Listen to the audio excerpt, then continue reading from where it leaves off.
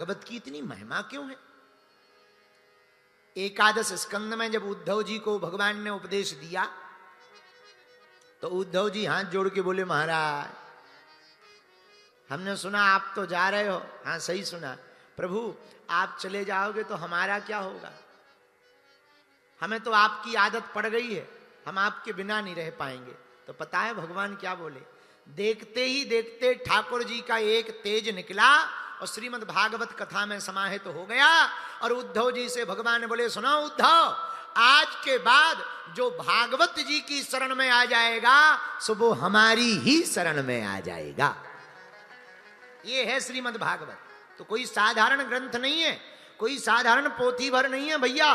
भागवत के तो अक्षर अक्षर में, श्याम लता अक्षर में हमारे गोविंद समाये हुए हैं, ठाकुर जी समाये हुए हैं।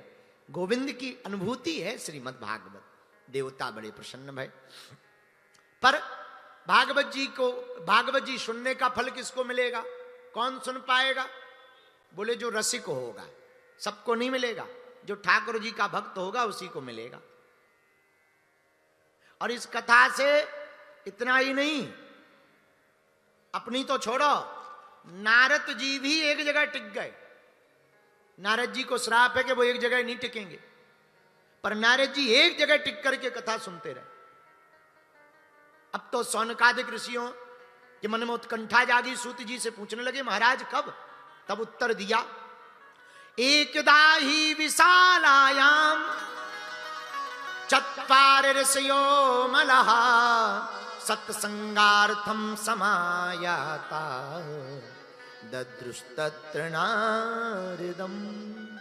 एक बार विशालापुरी नाम बद्रीनाथ में नारद जी गए।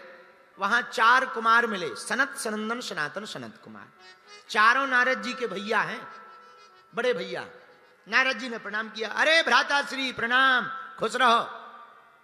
नारद जी, हाँ एक बात बताओ, ये तुम्हारा मुंह क्यों लटका है? संतों का मुंह लटका हुआ अच्छा नहीं लगता।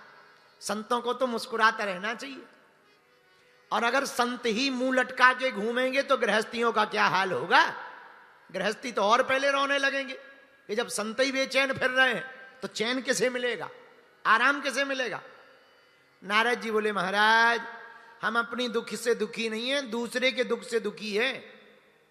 चारों ऋषि बोले, सुनो महाराज, तुम हो महात्मा, और महात्माओं का क्या चला गया क्या मिल गया? संतों के पास संपत्ति क्या होती है? नारद जी तुम चिंता में क्यों? हम चिंता में नहीं। कारण क्या है? महाराज अपनी चिंता में नहीं है, साधु का स्वभाव ऐसा होता है। कैसा? परहित धर्म सहस नहीं भाई, पर पीड़ा सम नहीं।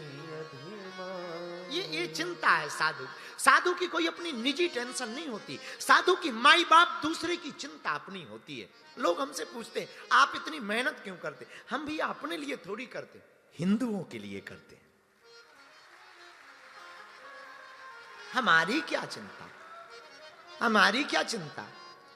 चिंता तो हमें हिंदुओं की है।